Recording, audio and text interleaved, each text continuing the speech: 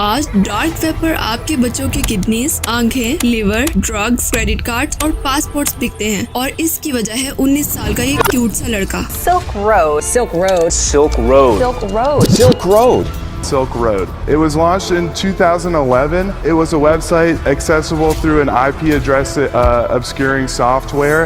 Actually dark web को American navy ने बनाया था ताकि वो प्राइवेटली आजाद तरीके से जासूसी कर सके और आपस में बात कर सके। इससे अमेरिकन नेवी की बहुत हेल्प हो सकती थी, पर आहिस्ता आहिस्ता चीजें उनके हाथ से निकलती गईं और फिर उनकी बनाई गई वेब के हाथों कई प्रेसिडेंट्स और बिजनेसमैन कत्ल हुए। लाखों बच्चों को किडनैप किया गया। चाइल्ड अब्यूज, रेप, टॉर्चर, लोगों के क्रेडिट कार्ड्स बिकना और पासपोर्ट्स बेचना डार्क वेब के क्रिमिनल्स का ही काम है। आखिर डार्क वेब की हालत इतनी खराब क्यों हुई और कैसे हुई, और कैसे एक 19 साल के लड़के ने दुनिया की सबसे बड़ी इलीगल मार्केट बनाकर लाखों डॉलर्स कमाए और लाखों जानें भी ली, जानते हैं आज की इस एपिसोड में। I want to have had a substantial positive impact on the future of humanity by that time. Do you think you're gonna live forever? I think it's a possibility. I honestly do. I think I might live forever in some form.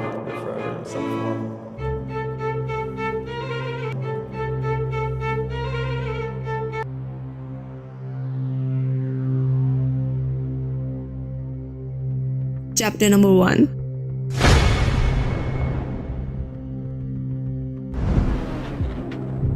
रोज और दुनिया के बाकी लोगों की सोच में बहुत फर्क था। रोज अपने बिजनेस पार्टनर से कहा करता था कि गवर्नमेंट क्यों लोगों पर इतना कंट्रोल रखती है। इसे लगता था कि ड्रग्स को लीगल कर देना चाहिए क्योंकि गवर्नमेंट को यह हक नहीं कि लोगों को बताए कि क्या खाना है क्या नहीं। जब कोई इससे कहता कि देखो रोज, गवर्नमेंट हमारी सेहत का ख्याल रखती है इसलिए ड्रग्स बैन है, तो रोज जवाब देता गवर्नमेंट को मैकडोनल्ड्स के बर्गर भी बैन करने चाहिए क्योंकि उन्हें खाने से लोगों का वेट बढ़ता है, हार्ट अटैक्स होते हैं और फिर डेथ हो जाती है। और ये कार्स, इनसे हर साल हजारों एक्सीडेंट्स होते हैं, लाखों लोग मरते हैं। फाइनली 2010 में रोज ने एक ऐसी ऑनलाइन मार्केट बना दी जिसमें कुछ भी बेचा जा सकता था, without any limit, without any restriction. ये मार्केट डार्क वेब में बनाई गई थी। एक्चुअली डार्क वेब को बनाया था अमेरिकन नेवी ने। उन्होंने डार्क वेब बनाते वक्त ये सोचा था कि एक ऐसी प्राइवेट वेब होगी जहां यूजर्स की प्राइवेसी का खास ख्याल रखा जाएगा, यानी डार्क वेब के यूजर्स को पुलिस और सिक्योरिटी ट्रेस नहीं कर सकेगी। 2010 से पहले डार्क वेब पर किसी किस्म की कोई सेल नहीं होती थी क्योंकि कुछ खरीदने या बेचने के लिए क्रेडिट कार्ड इस्तेमाल होता था जिस पर हर एक ट्रांजेक्शन का रिकॉर्ड होता है कि पैसा कहाँ से आया, कहाँ गया, और ये आसानी से ट्रैक हो सकता है। पर 2010 में बिटकॉइन आए। बिटकॉइन की कोई फिजिकल फॉर्म नहीं, इसलिए इसे ट्रेस भी नहीं किया जा सकता। इसलिए सिल्क रोड में बिटकॉइंस की मदद से खरीदो फरोख्त होती है। रोज अपने बेडरूम से इस ऑनलाइन मार्केट पर काम शुरू करता है। वो इसका नाम सिल्क रोड रखता है। एक्चुअली आज से 2000 साल पहले दुनिया में सिल्क रोड नाम की एक ट्रेड लाइन मौजूद थी जिससे हर तरह का सामान एक जगह से दूसरी जगह जाता था। इसी से इंस्पायर होकर रोज ने अपनी मार्केट का नाम सिल्क रोड रखा। रोज कई महीने पूरा दिन बैठकर सिल्क रोड के लिए कोडिंग करता है और 2011 में इसे लॉन्च कर देता है। इस टाइम सिल्क रोड पर ये प्रोडक्ट्स बिकती थी। इन चीजों के अलावा सिल्क रोड एक ऐसी मार्केट थी जहां दुनिया भर से कोई भी इंसान कुछ भी आकर बेच और खरीद सकता था। इसके बाद बारी आई सिल्क रोड की प्रमोशन की। सिल्क रोड की प्रमोशन के लिए रोज कई इंटरनेट फोरम्स पर गया, जैसे वो शूमरे पर गया और लिखा, मैंने सिल्क रोड नाम की ऑनलाइन मार्केट इस्तेमाल की है, बहुत अच्छी है। हर वेबसाइट पर जाकर उसने यही शो किया कि वो एक कस्टमर है जिसे सिल्क रोड बहुत पसंद है। साथ ही सिल्क रोड का लिंक भी दे दिया। फायदा ये हुआ कि कुछ दिनों में बहुत से लोगों ने सिल्क रोड को विजिट किया और वहाँ ऑर्डर्स दिए। ये सब बातें हैं 2011 की। इस टाइम रोज एक बुक शॉप पर पार्ट टाइम काम करता था। यहाँ से रोज ने फ्री में अपने एनवेलप्स और लेबल्स बनाए। रोज का बिजनेस खूब चमक रहा था। हर हफ्ते कई ऑर्डर्स आ रहे थे। इस सिल्क रोड पर बिकने वाली प्रोडक्ट्स की तादाद भी बढ़ चुकी थी, इंक्लूडिंग कोकेन, गंदम, कोक और एक्सटेसी ड्रग। हर स्केल में से सिल्क रोड 6.23% हिस्सा रखता था। सिल्क रोड का सिस्टम एड्स और अमेज़न जैसा है। यहाँ भी बायर्स फीडबैक करते हैं जिससे सेलर की रेटिंग बढ़ती या कम होती है। कुछ ही महीनों में रोज ने सिल्क रोड से मिलियंस ऑफ डॉलर्स कमाए, मगर रोज की गर्लफ्रेंड को ड्रग का बिकना बिल्कुल पसंद नहीं था। चैप्टर 2।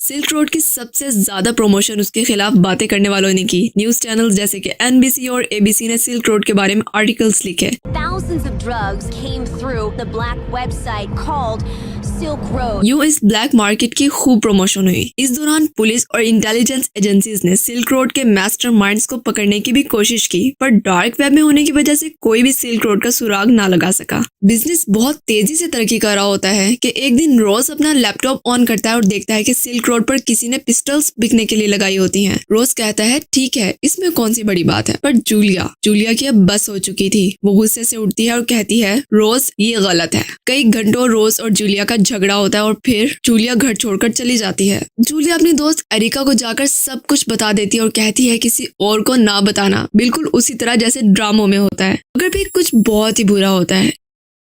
एक दिन रोज फेसबुक लॉगिन करता है और एरिका की पोस्ट देखता है। लिखा था, मुझे यकीन है कि अथॉरिटीज रोज अल्ब्रेट की ड्रग वेबसाइट के बारे में जानना चाहती होंगी। रोज ये देखते ही बहुत ज्यादा परेशान हो जाता है। उसकी आंखों से आंसू बहने लगते हैं और उसे जूलिया पर बहुत गुस्सा आता है। ये क्या किया जूलिया ने उसके साथ? एक तीसरे बंदे को जाकर सब बता दिया और सबसे बढ़कर उसे पकड़े जाने का डर था। जानते हैं एरिका ने क्यों फेसबुक पर ये पोस्ट की थी? एक्चुअली उसने सिल्क रोड से एक ड्रग मंगवाया था जो सही नहीं निकला और एरिका ने बदला लेने के लिए रोज का पोल खोल दिया। इसके बाद एरिका की हालत इतनी खराब हो गई थी कि उसे हॉस्पिटल में एडमिट होना पड़ा। और एरिका फेसबुक पर कई पोस्ट करती है जिन्हें रोज डिलीट कर देता है। लोगों को लगता है कि एरिका सिर्फ मजाक कर रही है। रोज और जूलिया का रिलेशनशिप भी खत्म हो जाता है। रोज इस सबसे बहुत परेशान हो जाता है और वो टेक्सास से ऑस्ट्रेलिया चला जाता है। They applauded when the judge announced Ross would be in jail forever.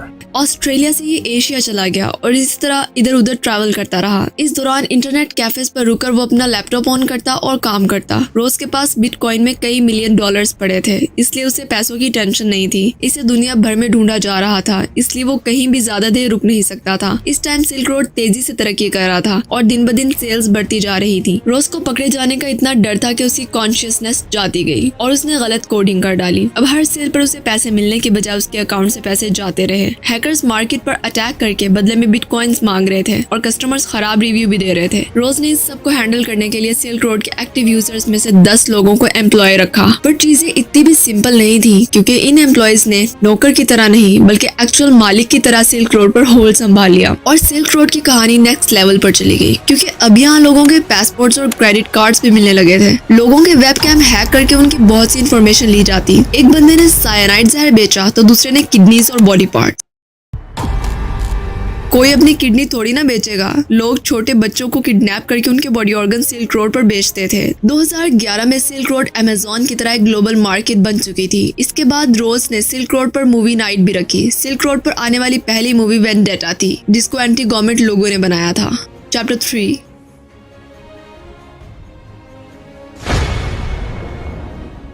Dark web पर रोज की एक इलीगल ड्रग बिजनेसमैन से दोस्ती होती है। नाम था वेरिटी जॉन्स। वेरिटी जॉन्स और रोज मिलकर सिल्क रोड को $1 बिलियन एम्पायर बना देते हैं। इस दौरान दुनिया भर में इन्हें ढूंढा जा रहा होता है। ये 20 साल का लड़का सिर्फ एक लैपटॉप से $1 बिलियन की इलीगल कंपनी खड़ी कर देता है। सिल्क रोड की नेटवर्थ कई मुल्कों की GDP से ज्यादा हो जाती है। रोज की जिंदगी में सब अच्छा जा रहा होता है कि This morning, the FBI says the 29-year-old seemingly clean-cut entrepreneur was living a secret life as a digital drug lord, operating an online black market bazaar called Silk Road, often referred to as the eBay for drugs.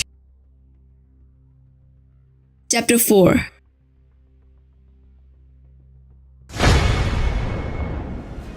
एक दिन रोज laptop on करता है और news में ये देखता है। The synthetic LSD that killed the president was bought online, so potent it made him think he could fly. He fell from a balcony and suffered horrific head injuries. इसके अलावा रोज ने छोटे बच्चों की कहानी भी सुनी जिन्होंने सिल्क रोड से ड्रग्स मंगवाए। सिंपली उन्होंने डार्क वेब ऑन की, बिटकॉइन खरीदे और सिल्क रोड पर जाकर ऑर्डर प्लेस कर दिया। ड्रग्स उनके घर पहुंच जाते हैं। जैसे ही एक बच्चा मेडिसिन मुंह में डालता है, इसका सर चकराने लगता है और उसके इर्द गिर्द कमरा घूमने लगता है। बच्चे को कुछ समझ नहीं आता कि वो क्या करे और वो बालकनी से छलांग लगाकर सुसाइड कर लेता है। सिल्क रोड से खरीदे गए ड्रग्स से हजारों लोगों की मौत हुई और उसका इल्जाम रोज के सर गया। I would just absolutely love to have seen what he turned out to be. Chapter 5। 2011 में American government red pirate Roberts को पकड़ने के लिए पानी की तरह पैसे बहा रहे थे। रेड पायरेट्स रॉबर्ट्स रोज और उसके साथी का कोड नेम था। आपको सुनकर शॉकिंग लगेगा कि जब FBI और DEA जैसी बड़ी एजेंसी सिल्क रोड के प्रोजेक्ट पर काम कर रही थी, तो इस केस को सॉल्व किया IRS के इस एजेंट ने, जिसे टॉर और डार्क वेब की अलिफ बे भी नहीं पता थी। गैरी एल्फोर्ड एक टैक्स इंस्पेक्टर था। गैरी कहता था कि बड़े से बड़ा क्रिमिनल छोटी छोटी मिस्टेक्स करता है जिनकी मदद से उसे आसानी से पकड़ा जा सकता है। इस रूल को अप्लाई करते हुए एक पुलिसमैन ने बहुत ही खतरनाक serial killer son of Sam को पकड़वाया था।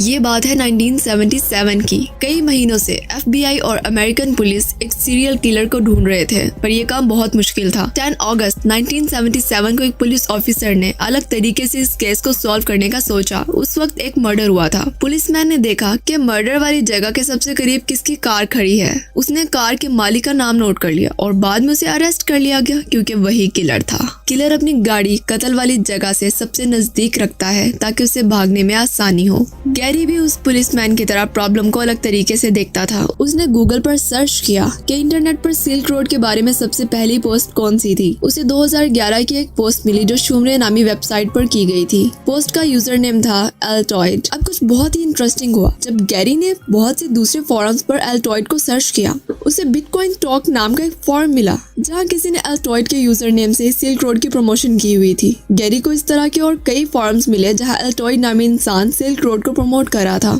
गैरी समझ गया कि इस यूजर नेम का रेड पायरेट रॉबर्ट से कोई ना कोई ताल्लुक जरूर है। एक जगह उसने गलती से अपना असल नाम बता दिया था। इसके बाद गैरी ने यूट्यूब पर रोज अल्ब्रिस्ट सर्च किया। रोज ने अपने यूट्यूब चैनल पर भी एंटी स्टेट बातें की थी, लिंक्डइन पर भी, जिससे उसकी आइडेंटिटी ना छुप सकी। शायद रोज को यकीन था कि डार्क वेब में से कोई नहीं पकड़ सकता, इसलिए उसने ऐसी गलतियां कर दी। बहरहाल इस तरह की मल्टीपल गलतियों की वजह से रोज अल्ब्रिस्ट 2013 में अरेस्ट हो गया और इसे उम्र कैद की सजा सुना दी गई। Now Ross Ulbricht is in federal custody, arrested Tuesday, and the site he allegedly ran shut down after a 2-year undercover operation.